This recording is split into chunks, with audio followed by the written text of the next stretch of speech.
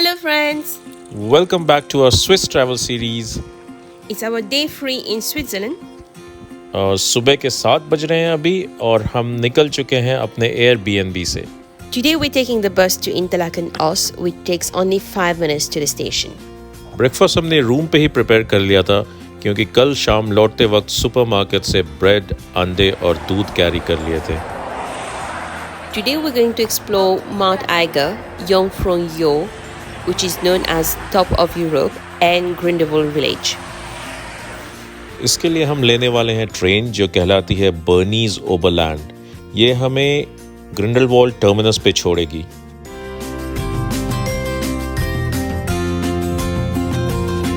और ट्रेन निकल चुकी है ग्रिंडलवाल्ड टर्मिनस के लिए.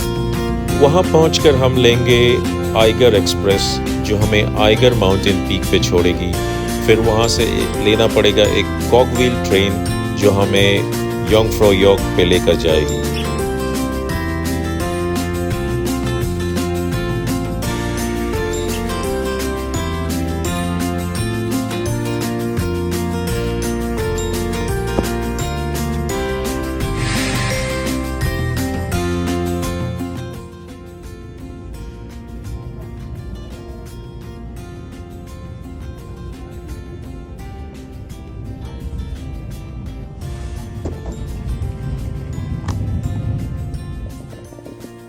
रास्ते में पड़ने वाले सारे विलेजेस बेहद ही खूबसूरत नजर आ रहे हैं. सारे घर ट्रेडिशनल स्टाइल में वुड से बने हुए हैं और बैकड्रॉप में जो माउंटेन है वो इस खूबसूरती को और भी निखार रहा है. We have reached Grindelwald terminal, and from here we will take the Eiger Express to the Eiger Glacier station.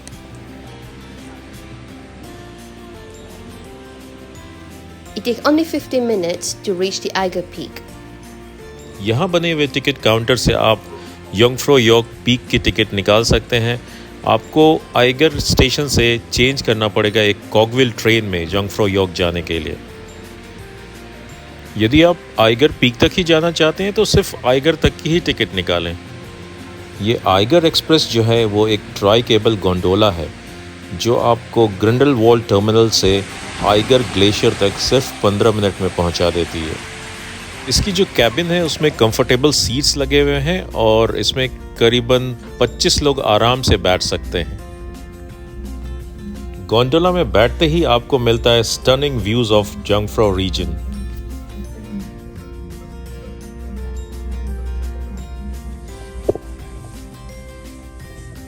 It is still very cold in the morning, and you can see the frost everywhere.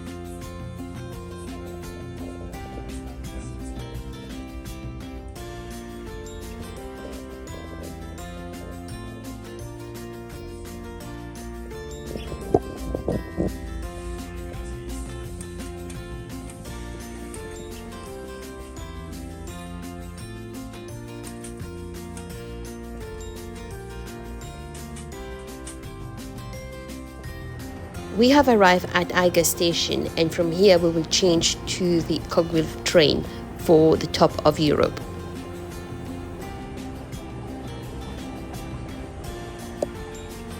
यहाँ पहुंचकर पता चलता है कि आज कॉगविल train में कुछ technical problem की वजह से डिले है, इसीलिए हमें वेट करना पड़ेगा। तो हमने ये डिसाइड किया कि हम तब तक आइगर पीक को ही एक्सप्लोर करते हैं। ये आइगर पीक जो है वो 13,025 फीट ऊंचा है और ये काफ़ी फेमस है माउंटेनियरिंग के लिए। ये काफ़ी चैलेंजिंग माना जाता है, इसका जो नॉर्थ फेस है।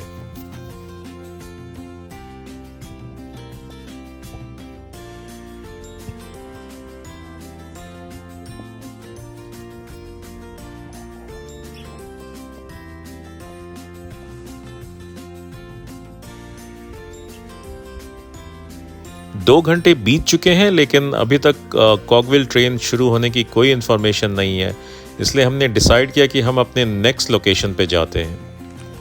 हमें अपने टिकट का फुल रिफंड मिल गया है और अब हम निकल पड़े हैं ग्रिंडलवाल्ड विलेज को एक्सप्लोर करने के लिए। We are on the bus to Grindelwald village. Grindelwald village is not too far from the terminal and it took us only 10 minutes by bus. बस से उतरकर हमने गूगल पे चेक किया कि नज़दीक में कोई फार्म है या नहीं, क्योंकि हम एक फार्म विजिट करना चाहते थे स्विस विलेज में।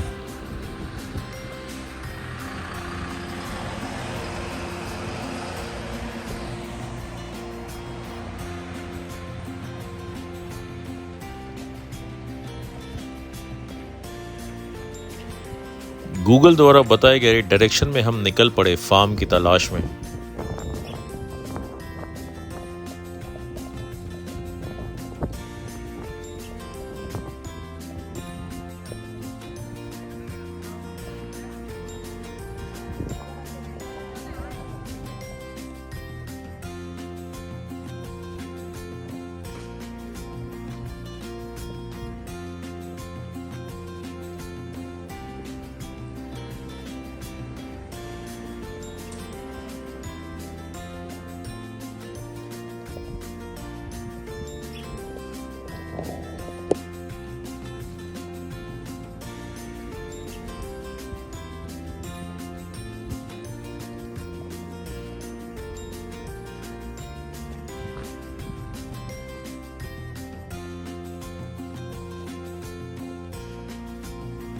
ग्रिंडलवाल्ड ताज़ी हवा और एक शांत वातावरण के बीच बसा हुआ गांव है।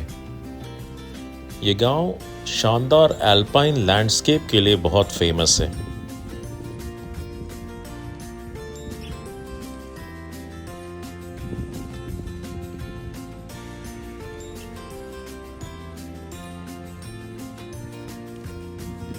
गूगल के बताए हुए लोकेशन पे तो हम पहुंच गए, मगर यहाँ पे कोई फार्म नज़र नहीं आ रहा। हमें मिला ये घर जहाँ पे कुछ लोकल फार्म प्रोडक्ट्स रखे हुए थे और लिखा हुआ था कि आपको जो चाहिए वो ले लें और डब्बे में पैसे डाल दें। हमने वहाँ से कुछ नहीं लिया। हमें गाय की घंटियों की आवाज़ आ रही थी और हम उस डायरेक्शन में निकल पड़े। स्विट्ज़रलैंड में गाय की घंटी एक आइकॉनिक सिंबल है एल्पाइन फार्मिंग और ट्रेडिशन की। ये एक सजावटी वस्तु नहीं बल्कि इसका एक बहुत ही लंबा इतिहास और महत्वपूर्ण उपयोग भी है। माउंटेन एरिया में लंबे घास और फॉगी कंडीशन में अपने गायों को पहचानने के लिए ये फार्मर्स यूज़ किया करते थे। टूरिस्ट लोगों के लिए एक फेमस सुवीनियर है।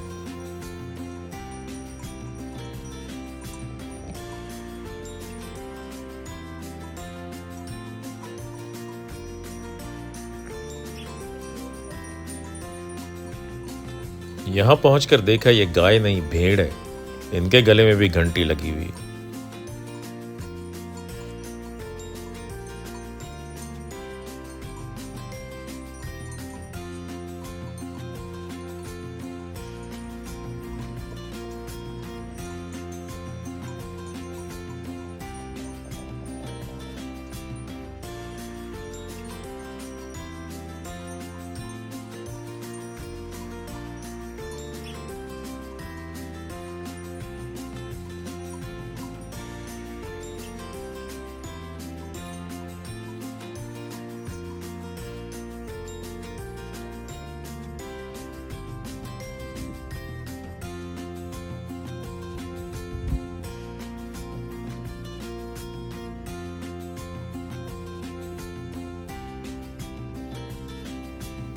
यहाँ मिला हमें एक रिफॉर्म चर्च जिसकी आर्किटेक्चर सिंपल है मगर बैकड्रॉप में माउंटेन होने के कारण बेहद खूबसूरत नजर आ रहा है। ये 1793 में बना हुआ है।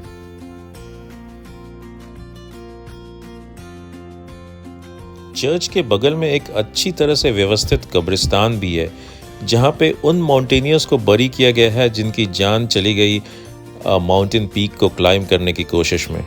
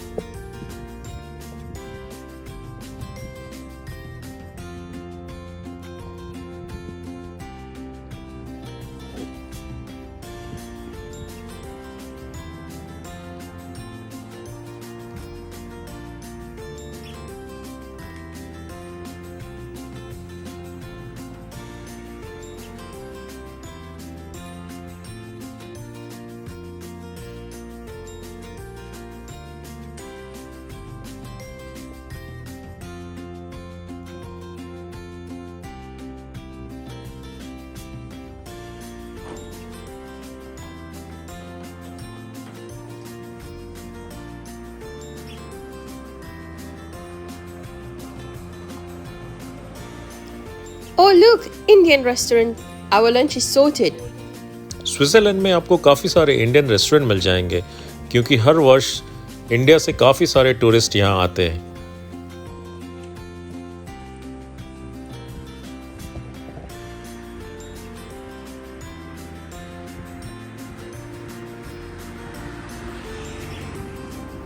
ये ग्रिंडलवाल्ड की एक हाई स्ट्रीट की तरह है जहाँ पे काफ़ी सारे शॉप्स और रेस्टोरेंट्स हैं। अगर आपको कोई सुवीनियर ख़रीदना हो तो यहाँ पे काफ़ी सारी दुकानें हैं जहाँ पे आपको मिल जाएंगी।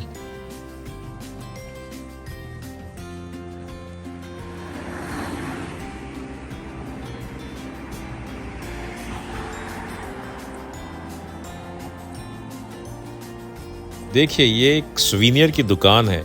यहाँ पे लकड़ी के बने हुए छोटे छोटे गाय एज सुवीनियर बिकते हैं और टूरिस्ट में काफ़ी फेमस है।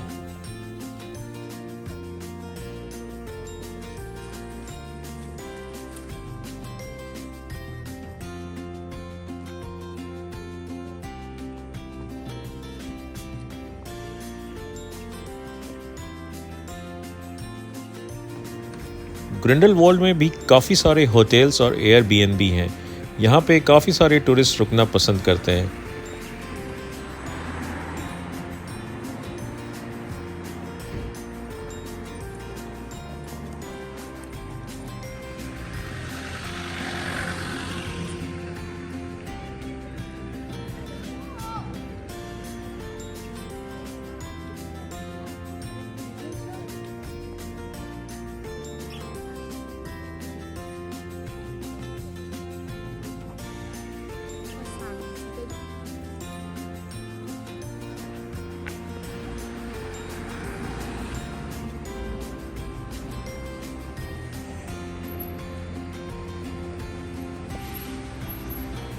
अब हम पहुंच गए हैं ग्रिंडलवाल्ड स्टेशन और लेने वाले हैं ट्रेन इंटरलाकन की ओर।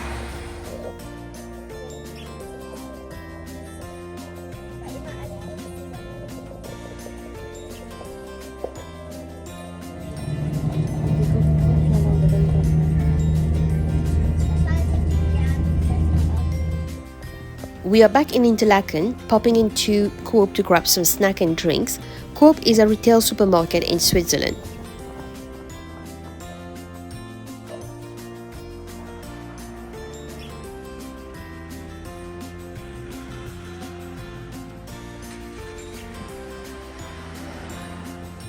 अब हम करने वाले हैं क्रूज ऑन लेक ब्रियंस। इसके लिए हमें कोई टिकट नहीं लेना क्योंकि ये हमारे स्विस ट्रैवल पास में इंक्लूडेड है, वो पास जो 4 डेज़ के लिए हमने पहले ही बाय कर रखा था। ये क्रूज़ इंटरलाकन से शुरू होकर आइसलवॉल तक जाती है और आइसलवॉल से फिर वापस आती है। आप चाहें तो राउंड ट्रिप भी कर सकते हैं या फिर आप आइसलवॉल में उतरकर आइसलवॉल को एक्सप्लोर कर सकते हैं। और हम करने वाले हैं राउंड ट्रिप।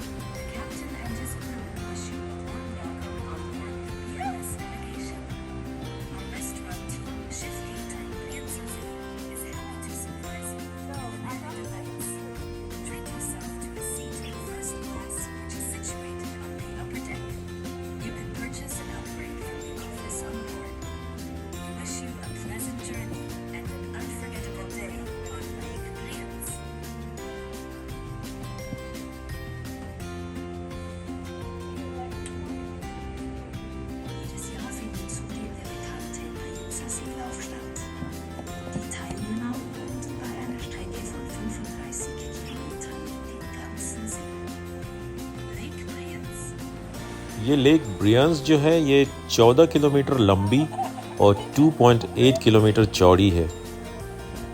इस लेक का कलर मेल्टेड ग्लेशियर के पार्टिकल्स की वजह से है जो फिरोजी रंग की है।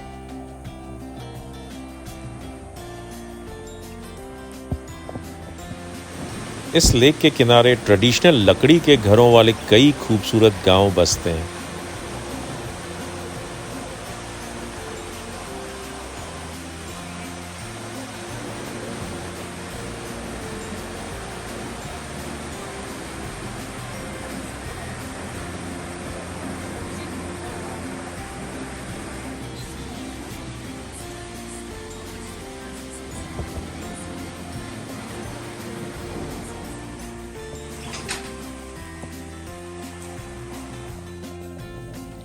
ये जो विलेज आप देख रहे हैं ये है आइसल वर्ल्ड। यहाँ पे चाहें तो आप उतर कर एक्सप्लोर कर सकते हैं या फिर यहाँ से क्रूज़ वापस लौट जाती है इंटरलाकन के लिए।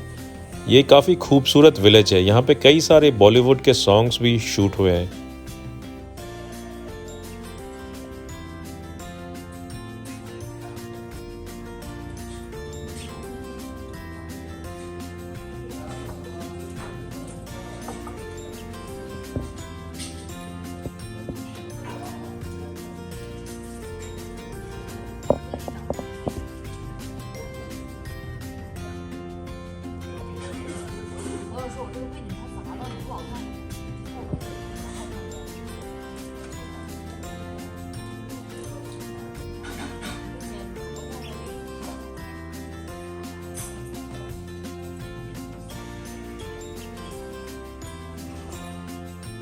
हमारा क्रूज़ हो चुका है समाप्त और अब हम जा रहे हैं Interlaken main street. Interlaken main street पे हैं काफ़ी सारे रेस्टोरेंट्स और शॉप्स और पास में ही है एक पार्क जिसका नाम है कर्सल पार्क, जहाँ पर है एक कसिनो और है यश चोपड़ा जी की ब्रॉन्ज स्टैचू। और ये देखने के बाद करेंगे हम अपना आज का डे एंड। और अगर आपको हमारे वीडियोस पसंद आ रहे हैं तो please do like and subscribe. धन्यवाद। Thank you.